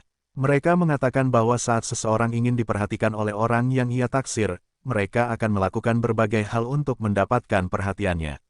Aku menyukainya, Ian mengejek. Bahkan jika dia adalah anak laki-laki terakhir di dunia, aku tidak akan pernah menyukainya. Ian menatap anak laki-laki berambut merah yang dikelilingi oleh kambing-kambingnya. Memang benar, setiap kali ia melihat William, entah mengapa ia merasa kesal. Ia juga tidak yakin mengapa ia merasa seperti itu terhadap seorang anak laki-laki yang baru berinteraksi dengannya sebentar. Saat Ian merenung dalam diam, tatapannya tertuju pada ST. Tuan mudanya menatap William dengan tatapan lembut. Hal itu membuat Ian meragukan matanya sendiri, tetapi ST terus menatap William dengan cara ini. Seolah teka-teki terakhir di papan tulis telah menemukan jawabannya, Ian akhirnya mengerti mengapa ia tidak menyukai William. Ia kemudian menatap sang gembala, yang dikelilingi oleh kambing-kambing kesayangannya, saat perasaan kesal bersemi di dalam hatinya. Meskipun ia tidak yakin, ia merasa bahwa William akan mengambil sesuatu yang sangat penting darinya, dan itulah alasan mengapa Ian merasa bahwa William sangat tidak menyenangkan di matanya 3 hari setelah William dan ST menyelesaikan ujian, kelompok mereka akhirnya meninggalkan kuil suci. Meskipun William merasa sedih karena tiba-tiba ia menjadi lemah, ia memutuskan untuk tidak terlalu memikirkannya. Kelompok itu saat ini sedang beristirahat sejenak di tepi sungai, sebelum melanjutkan perjalanan mereka ke hilir. Hanya 5 tahun, pikir William sambil berenang di sungai. Setelah 5 tahun itu berakhir, aku akan terus maju ke jalan untuk menjadi protagonis OP. Mungkin karena rasa frustrasinya, tetapi ia mengucapkan kalimat terakhir dengan lantang. Ian yang sedang mendinginkan kakinya di tepi sungai tidak dapat menahan keinginan untuk menjatuhkannya. Protagonis OP, apakah kau pikir kau semacam pahlawan dalam dongeng? Kata Ian dengan nada meremehkan. William dengan marah melotot ke musuh bebuyutannya dan berenang ke arahnya. Hei, apakah kau benar-benar laki-laki? Tanya William, saat ia berdiri beberapa meter dari Ian. Kenapa kau bertingkah seperti sedang menstruasi? Wajah Ian menjadi gelap saat mendengar kata-kata William. Sebagian dirinya ingin membantahnya, dan separuh lainnya tiba-tiba menjadi cemas. Apakah dia menyadarinya? Ian menatap William dengan cemas. Tidak mungkin. Hanya segelintir orang yang tahu tentang rahasia kita. Ada apa? William merasa puas. Kucing menguasai lidahmu. Jarang sekali dia membuat Ian terdiam. Melihat bocah menyebalkan itu tidak dapat membuat rasa frustrasi William berkurang drastis. Aku tidak akan berdebat dengan orang bodoh sepertimu, jawab Ian sambil berjalan dengan kesal menuju kereta, meninggalkan William yang tampak puas di belakangnya. ST memperhatikan percakapan ini dan menggelengkan kepalanya tanpa daya. Dia sudah memberitahu Ian untuk tidak bersikap terlalu jahat kepada William, tetapi William tidak dapat menahan diri untuk tidak bertengkar dengannya setiap ada kesempatan. Bocah tampan dengan rambut dan mata coklat muda itu, mengamati bocah berambut merah itu dari tempatnya duduk. Seperti kebanyakan anak laki-laki, tubuh William masih berkembang. Rambut merahnya yang basah berkilauan di bawah sinar matahari, dan kulitnya yang putih pucat berkilauan dengan tetesan air. Saat ST mengamati tubuhnya, dia melihat tato mawar hitam di dada William. Tato itu sebesar telapak tangan orang dewasa, dan cukup menarik perhatian. William, apakah kamu selalu memiliki tato itu di dadamu? Tanya ST. Tato apa? Tanya William balik. Tato di dadamu itu, kata ST sambil menunjuk dadanya sendiri. William menundukkan kepalanya dan menatap dadanya. Saat dia melihat tato mawar hitam itu, kerutan muncul di wajahnya. Dia punya firasat dari mana tato itu berasal, tetapi dia tetap bertanya kepada sistem untuk konfirmasi. Sistem, tahukah kamu dari mana asal tato mawar hitam di dadaku ini? Kurang dari untuk menjawab pertanyaan host, tato mawar hitam adalah segel kuat yang mencegahmu menggunakan kekuatan sihirmu. Lebih besar dari, sudah kuduga. William menatap tato di dadanya dengan ekspresi rumit. Akhirnya, dia mendesah dan menjawab pertanyaan ST. Ini pertama kalinya aku melihat tato ini, jawab William. Kurasa ini efek samping dari penggunaan kekuatan terlarang selama ujian keberanian. Begitu ya? ST tampak menyesal saat menatap wajah William. Maaf, ini karena, baiklah, kau bisa berhenti di situ. William menggelengkan kepalanya. Sudah kubilang dan akan kukatakan lagi, aku tidak melakukannya hanya untukmu. Kau mungkin tidak percaya padaku, tapi aku juga ditugaskan untuk menyelesaikan ujian keberanian. Mungkin alasan mengapa ini menjadi begitu sulit adalah karena ada dua orang yang mengikuti ujian pada saat yang bersamaan. Lagi pula, orang yang membunuh Cyclops adalah kau dan bukan aku. Seharusnya aku yang berterima kasih padamu karena berhasil menyelesaikan misi ini.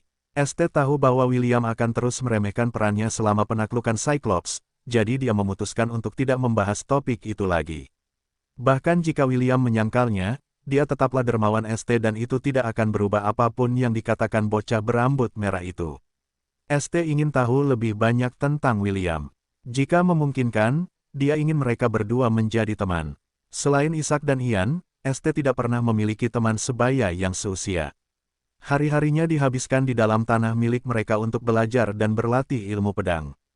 Ini adalah pertama kalinya dia ingin dekat dengan orang lain.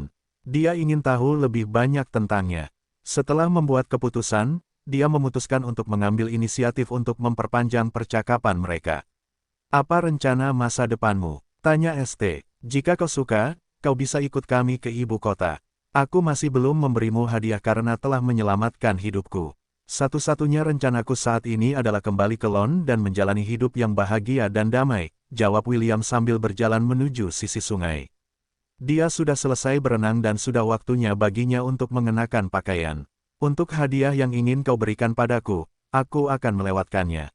Menerima hadiah dari seorang teman terasa canggung. Teman-teman, mata ST membelalak. Apakah kita sekarang berteman? Kau tidak ingin berteman. Aku mau. William terkekeh saat melihat reaksi ST.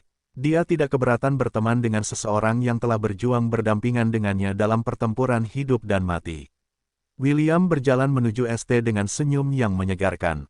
Tetesan air masih jatuh dari rambutnya saat dia mengulurkan tangan kepada pemuda tampan di depannya, yang terakhir juga mengulurkan tangannya dan memegang tangan William dengan erat. Halo, nama saya William von Ainsworth, panggil saja saya Will. ST Wells Newmont, panggil saja saya ST. Apakah itu nama aslimu? Tanya William. Untuk saat ini, jawab ST. Maaf, aku ingin memberitahumu nama asliku, tetapi aku tidak bebas melakukannya. Tidak apa-apa. Jadi bagaimana dengan kedua sahabatmu? Tanya William. Siapa nama asli mereka? Itu, ST mengalihkan pandangannya. Aku juga tidak bebas menjawab pertanyaan itu.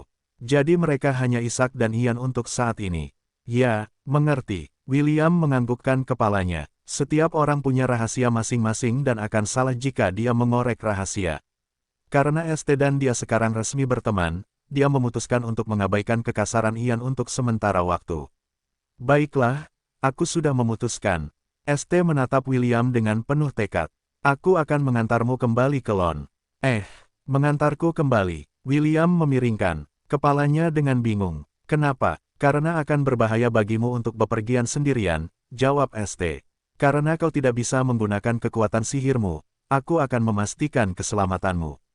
William bisa tahu bahwa ST sangat serius ketika dia mengatakan bahwa dia ingin mengantarnya kembali ke Lon. Untuk sesaat, dia berpikir untuk menolak tawarannya. Namun, cengkeraman kuat di tangannya membuatnya merasa bahwa ST tidak akan menerima penolakan. Terima kasih, kata William sambil tersenyum. Kami tidak punya makanan mewah di Lon. Namun, jika kau tidak keberatan makan bubur dan minum susu kambing, aku akan dengan senang hati menjadi tuan rumahmu selama beberapa hari. Setuju, ST tersenyum. Kedua pemuda tampan itu saling memandang sambil tersenyum. Hei, berapa lama kalian berdua akan berpegangan tangan? Ian bertanya dengan kesal. Lagi pula, bocah berambut merah, apakah kau seorang eksibisionis? Kenapa kau masih tidak mengenakan pakaian? Wajah ST memerah saat dia tanpa sadar menatap tubuh William. Ia tidak memikirkan apapun sebelumnya, tetapi komentar Ian membuatnya sadar bahwa William masih belum mengenakan pakaian apapun. Di sisi lain, William hanya memutar matanya sambil berjalan menuju Mama Ella. Aku memakai celana, oke.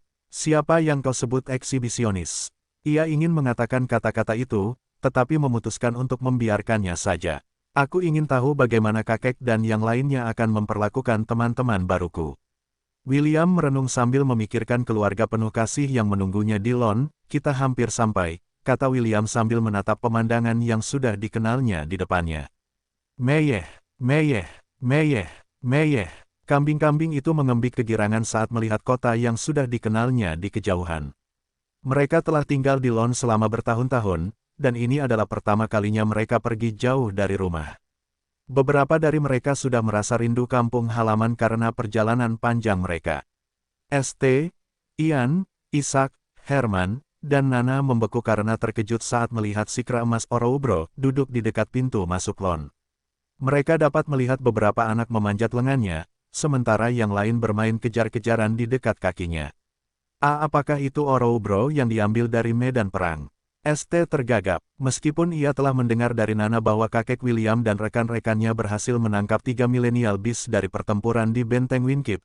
Ini adalah pertama kalinya ia melihat sesuatu yang hampir sebesar Cyclops yang mereka lawan dalam uji keberanian. Ya, jawab William, ia adalah penjaga Lon yang baru diangkat. Namanya adalah Luffy si Monyet.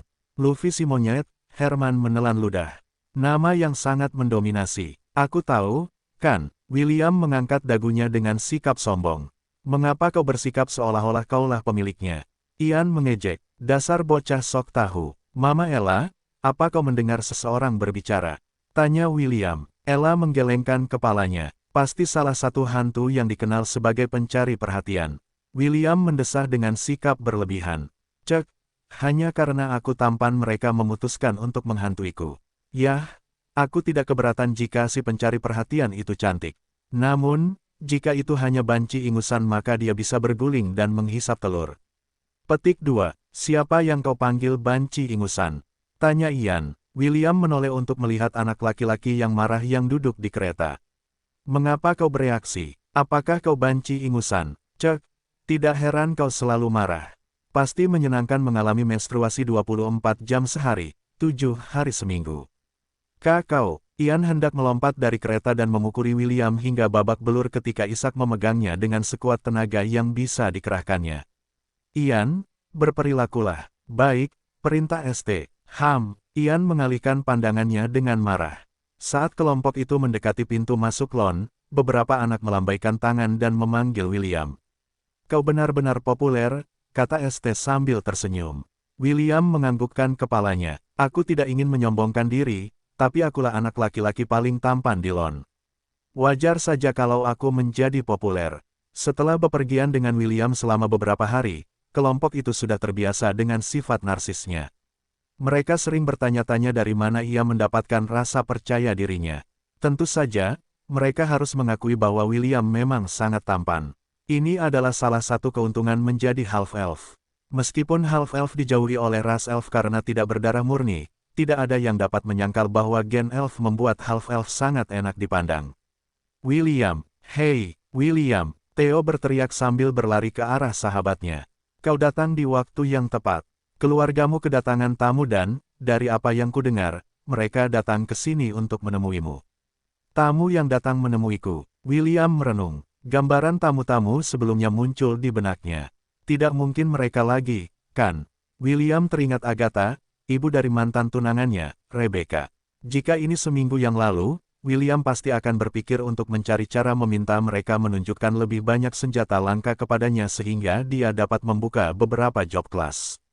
Sangat disayangkan bahwa dia tidak berminat untuk memperoleh job class lagi karena dia tidak dapat menggunakannya saat ini. Apakah kau mengenali mereka? Tanya William. Apakah mereka mirip tamu yang datang berkunjung terakhir kali? Aku tidak melihat wajah mereka, tetapi kereta itu tampak familiar. Kereta yang ditarik oleh seekor Griffon. Ya, tetapi, kali ini, ada 3 Griffon. 3. William merasakan hatinya mulai gatal. Kali ini mereka memanggil bala bantuan. Apakah para bangsawan ini berpikir bahwa aku begitu mudah diganggu?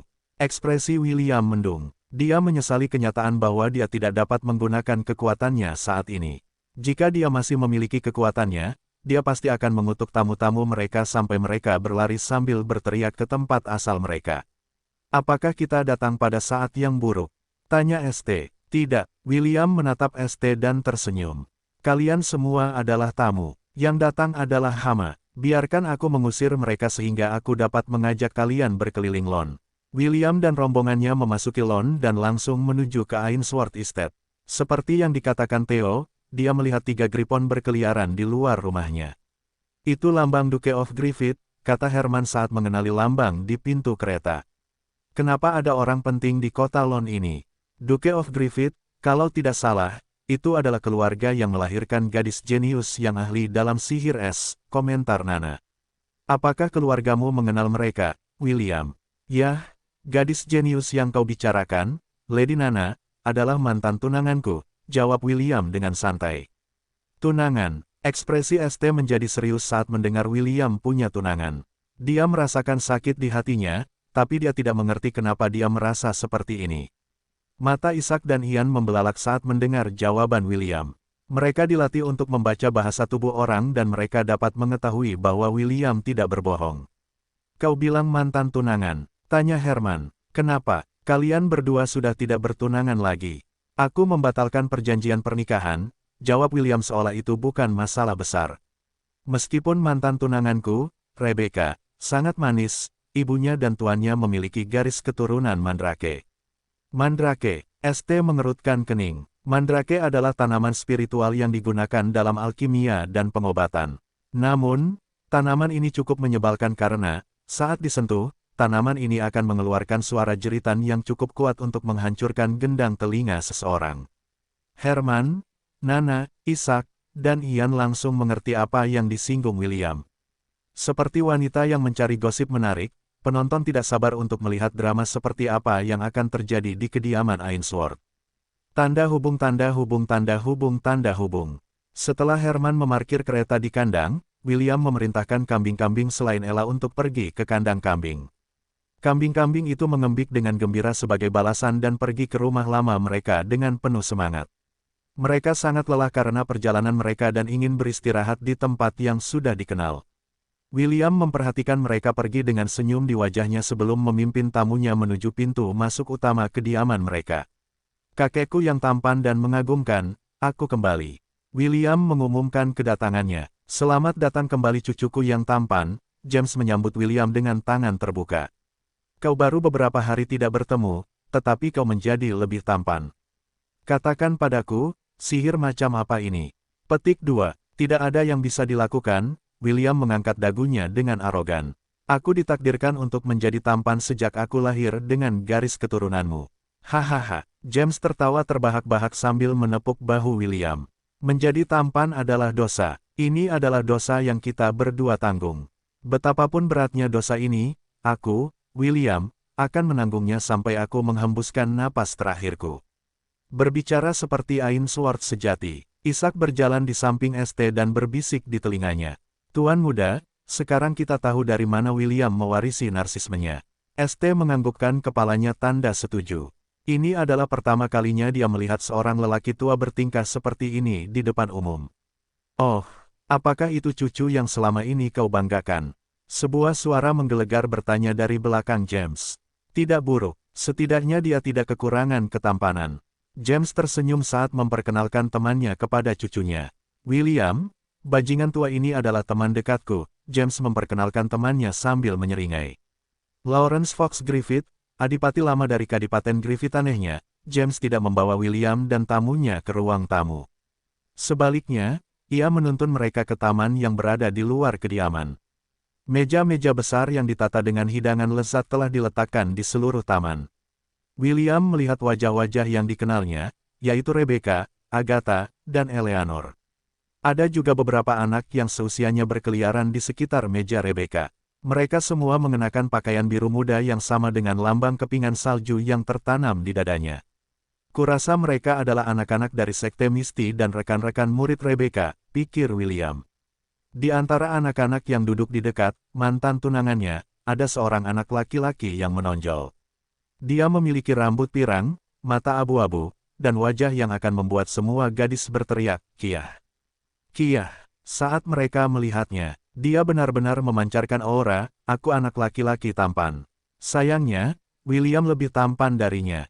Bahkan murid-murid perempuan Rebecca pun menatap William dengan penuh minat. William mengabaikan tatapan para loli kecil dan memfokuskan perhatiannya pada si pirang yang duduk di samping mantan tunangannya. Orang ini mungkin adalah kakak senior yang dapat diandalkan, yang terlalu umum dalam cerita kultivasi. William menatap antagonis laki-laki pertama yang ditemuinya dalam hidupnya. Menurut naskah dalam novel, dia akan menantangku untuk secara resmi memutuskan perjanjian pernikahan kami. Dengan begitu, dia akan bisa mendapatkan beberapa poin tambahan dari ibu dan guru Rebecca. William mencibir dalam hatinya, jika saja dia tidak kehilangan kekuatan sihirnya untuk sementara, dia pasti sudah dengan mudah menyapu lantai dengan wajah pemuda tampan itu. Sayangnya, dia sekarang berada di titik terlemahnya dan tidak bisa menggunakan kartu asnya. James membawa William dan tamu-tamunya ke meja lain yang juga tertata dengan hidangan lezat. Para utusan telah tiba di kediaman sebelumnya untuk mengumumkan kedatangan William. Karena itu, para pelayan buru-buru menambahkan meja lain ke taman dan menyiapkan makanan untuk kedatangan tuan muda mereka. "Jadi, namamu ST?" tanya James. "Kamu punya penglihatan yang bagus." Terima kasih," jawab ST dengan bingung. Dia tidak tahu mengapa James berkata bahwa dia punya penglihatan yang bagus, tetapi dia bisa tahu bahwa kakek William tidak mengatakannya dengan santai.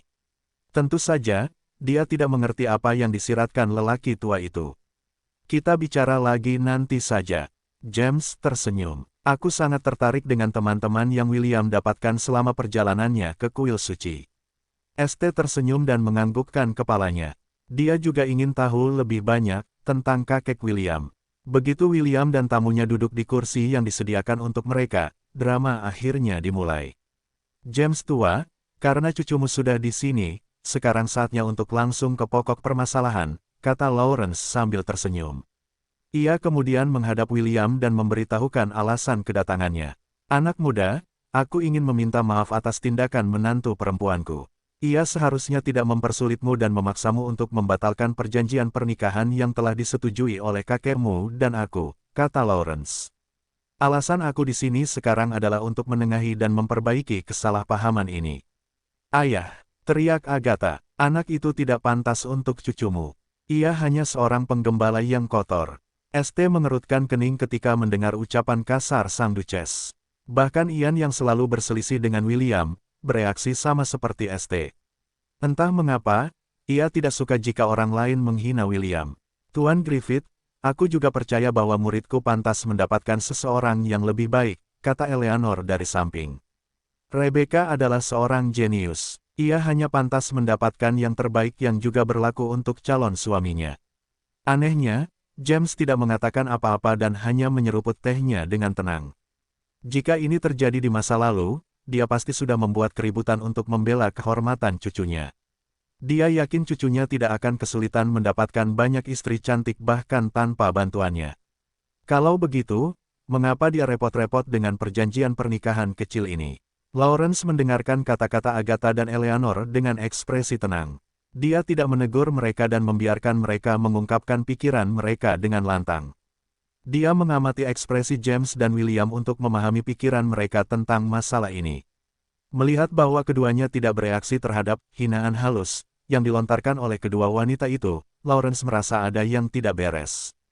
Dia kemudian memutuskan untuk menguji keadaan dan mengajukan pertanyaan kepada bocah berambut merah itu.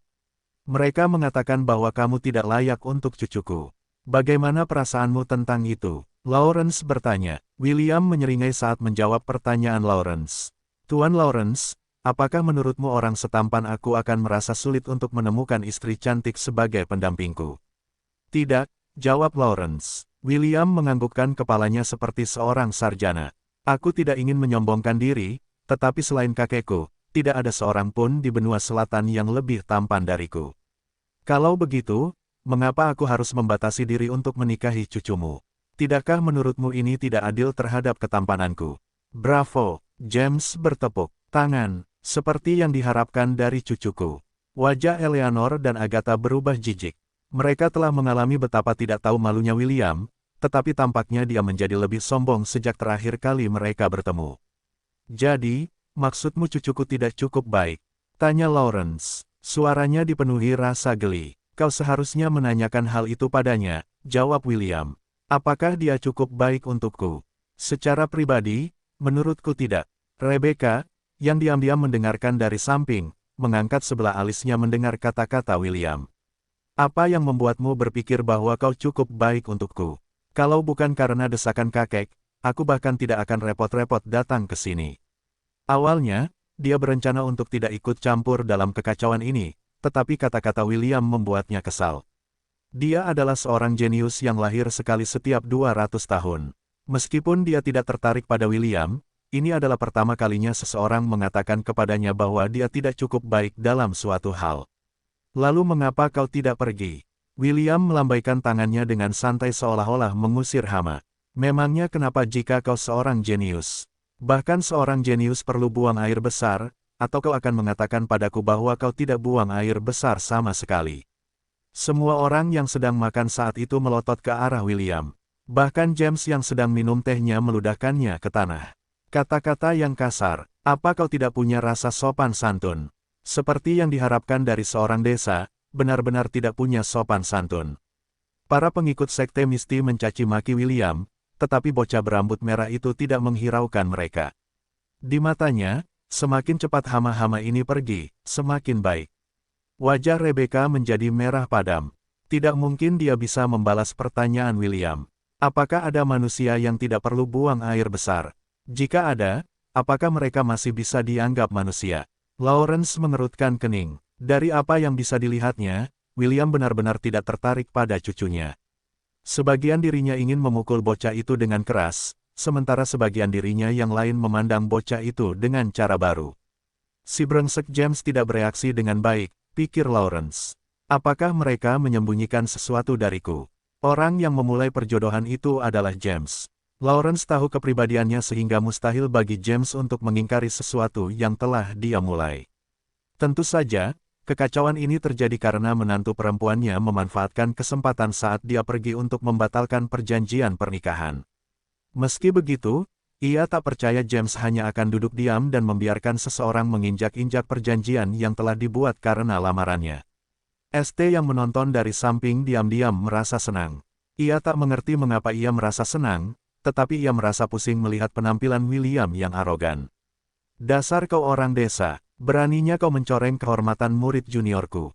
Si pirang tampan itu berdiri dari tempat duduknya. Aku hanya akan bertanya satu hal padamu. Kau akan membebaskan Rebecca dari perjanjian pernikahan atau tidak? Hah, apa ada keledai yang menendang kepalamu? Tanya William dengan nada meremehkan. Bukankah sudah kukatakan dengan jelas bahwa aku tidak tertarik padanya? Jika kau suka, kau bisa memilikinya. Dari pandangan sekilas, aku bisa tahu bahwa kalian berdua adalah pasangan yang cocok. Benarkah? Tanya si pirang. Apa menurutmu kita benar-benar pasangan yang cocok? Si pirang melirik Rebecca sekilas sambil menunggu jawaban William. Pasti, William menganggukkan kepalanya. Perjodohan yang ditakdirkan. Semoga kalian berdua hidup bahagia bersama. Setidaknya kau tahu tempatmu. Si pirang menerima kata-kata William seolah-olah itu adalah hal yang paling wajar untuk dilakukan. Ia kemudian duduk dengan suasana hati yang baik. Sejak pertama kali melihat Rebecca, ia sudah memutuskan bahwa Rebecca akan menjadi kekasihnya. Rebecca tidak hanya cantik, ia juga putri seorang duke. Dengan kecantikan, kekayaan, dan pengaruh di pihaknya, Rebecca adalah kandidat ideal untuk menjadi istrinya dan menaikkan pangkatnya dalam keluarganya. Lawrence, bukannya aku menentang cucumu menikah dengan cucuku, kata James setelah pertengkaran itu mereda. Hanya saja menantu perempuanmu terlalu menganggap dirinya hebat. Meskipun kita sangat miskin, kita tidak akan membiarkan harga diri kita diinjak-injak oleh orang lain. Jadi, kamu juga ingin membatalkan perjanjian ini? Tanya Lawrence. Jujurlah, orang tua, siapa yang tidak ingin memiliki menantu perempuan yang jenius menikah dengan keluarga? Jawab James. Hanya saja keluargamu berpikir berbeda denganmu. Lawrence mendesah. Dia juga berpikir bahwa putra dan menantunya menjadi terlalu shock setelah melahirkan Rebecca. Setelah bakat cucunya terbukti, Agatha bertindak seperti ratu dan sering meremehkan orang lain. Di sisi lain, putranya melihat ini sebagai kesempatan untuk menjalin hubungan yang kuat dengan rekan-rekannya. Dia bahkan berpikir untuk menggunakan Rebecca sebagai alat tawar-menawar untuk membina aliansi yang kuat dengan keluarga adipati lainnya. Si pirang tampan itu adalah putra ketiga dari Kadipaten Rhodes yang bertetangga. Agatha berpikir bahwa dia akan menjadi pasangan yang baik untuk putrinya. Tentu saja, dia hanyalah salah satu kandidat di benak Agatha. Sebagai wanita yang ambisius, dia juga tertarik untuk mengajukan Rebecca sebagai calon istri bagi putra mahkota Kerajaan Helan. Tentu saja, pilihannya juga tidak terbatas pada batas-batas kerajaan. Menikahi pangeran dari kerajaan lain juga merupakan salah satu pilihan yang telah direncanakannya untuk putrinya. Lawrence memperhatikan William dengan saksama dan merasa bahwa anak laki-laki itu sangat enak dipandang. Duke of Griffith yang tua itu adalah seorang Archmage yang kuat. Dia telah secara diam-diam menggunakan pemindaian diagnostik pada tubuh William untuk melihat apakah dia mampu menggunakan sihir. Sayangnya, hasil yang didapatnya cukup mengecewakan. Anak laki-laki itu tidak hanya tidak memiliki ketertarikan pada sihir, dia juga sama sekali tidak memiliki mana. Apa artinya ini? Itu berarti bahwa William tidak memiliki masa depan untuk menjadi seorang penyihir. Penyihir sangat dihormati di benua selatan. Satu penyihir lahir dari setiap 5.000 anak. Namun, tidak semua penyihir lahir dengan bakat kelas tinggi. Cucu perempuannya, Rebecca, lahir dengan bakat kelas sempurna, jadi kerajaan Helan memutuskan untuk membudidayakannya dengan benar. Ini berarti bahwa semua sumber daya yang tersedia untuk membantunya meningkatkan pangkatnya akan diberikan kepadanya tanpa syarat. Lawrence ingin cucunya bahagia. Dia juga sangat khawatir tentang masa depannya, jadi ketika teman lamanya, James, memintanya untuk menjodohkan cucu mereka, dia langsung setuju. Dia sudah mengenal James sejak lama. Dengan mengatakan itu, dia menyetujui latar belakang William. Namun, karena sudah sampai pada titik ini, dia hanya bisa memikirkan cara untuk menunda pembubaran perjanjian pernikahan. Rebecca, kemarilah, perintah Lawrence. Rebecca berdiri dari kursinya dan berjalan patuh ke arah kakeknya. Di keluarga mereka, Lawrence adalah orang yang paling memanjakannya dan dia juga seorang Archmage. Tentu saja, Rebecca akan lebih mendengarkan kakeknya daripada orang tuanya sendiri. William, kemarilah juga. Lawrence memberi isyarat kepada William untuk berdiri di samping Rebecca. William mengerutkan kening, tetapi setelah melihat ekspresi James, dia dengan enggan berdiri dari kursi dan berdiri di samping. Mantan tunangannya, kalian berdua masih muda, kata Lawrence sambil tersenyum. Tidak ada yang tahu apa yang akan terjadi di masa depan. Meskipun kalian berdua mungkin tidak akur sekarang, itu mungkin berubah dalam beberapa tahun. Lawrence berhenti sejenak dan melirik cucunya. Rebecca, kualitas apa yang ingin kamu lihat pada calon suamimu? Kakek, kurasa masih terlalu dini bagiku untuk menjawab pertanyaan ini. Memang, kamu masih terlalu muda. Tapi, dengarkan aku. Katakan padaku kualitas apa yang kamu inginkan dari suamimu. Baiklah, Rebecca melirik William sekilas, sementara William menyilangkan lengan di dada dan mengangkat dagunya dengan sikap angkuh. Pertama, dia harus lebih kuat dariku, kata Rebecca. Itu bisa diterima, Lawrence setuju. Tentu saja jika dia harus memilih pasangan untuk cucunya, dia haruslah seseorang yang kuat sehingga dia bisa melindunginya. Kedua, dia harus tampan. Benar, William menyibakkan rambutnya ke samping dengan santai. Jelas, dia percaya diri dengan penampilannya. Ketiga, dia harus seseorang yang berambisi. Aku tidak suka yang biasa-biasa saja. Rebecca menambahkan, hanya itu, tanya James. Ada satu syarat terakhir, kata Rebecca. Dia harus memiliki posisi yang berkuasa. Lawrence melirik anak laki-laki berambut merah yang saat ini sedang melihat kuku-kukunya. Bagaimana denganmu, William? Apa yang kamu cari dari seorang istri? James, St., Ian, dan Rebecca diam-diam menajamkan telinga mereka untuk mendengarkan jawaban William. Pertama, dia harus memiliki kap C, kata William dengan sikap angkuh. Aku tidak akan menerima apapun yang lebih kecil dari itu. Kedua, dia harus memiliki kepala yang baik. Ketiga, dia harus setia.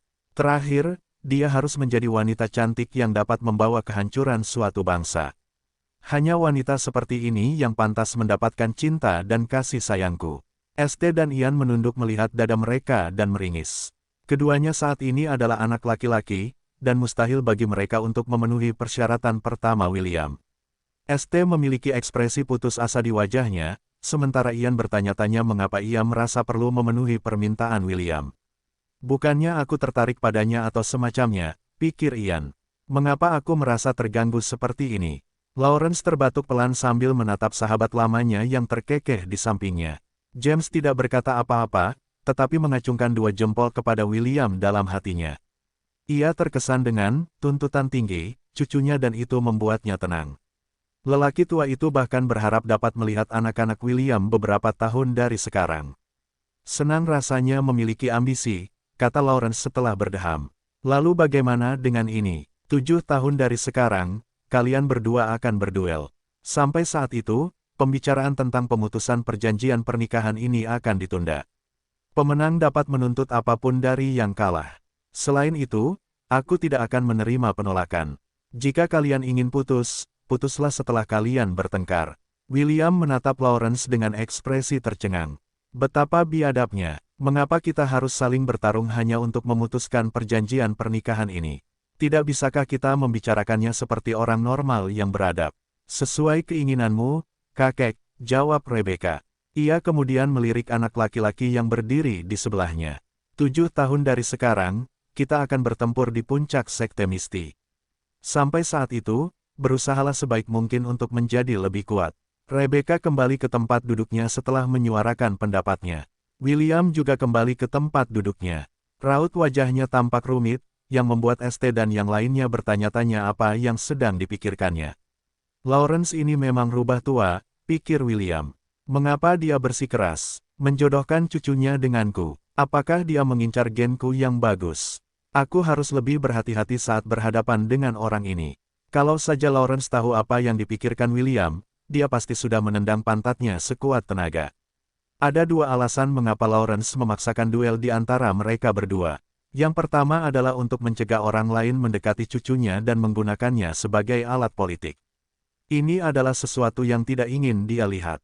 Alasan kedua adalah untuk memberi tekanan kepada Rebecca agar dia tidak menjadi lalai dalam pelatihannya. Dia tidak terlalu peduli apakah William akan menjadi menantunya atau tidak.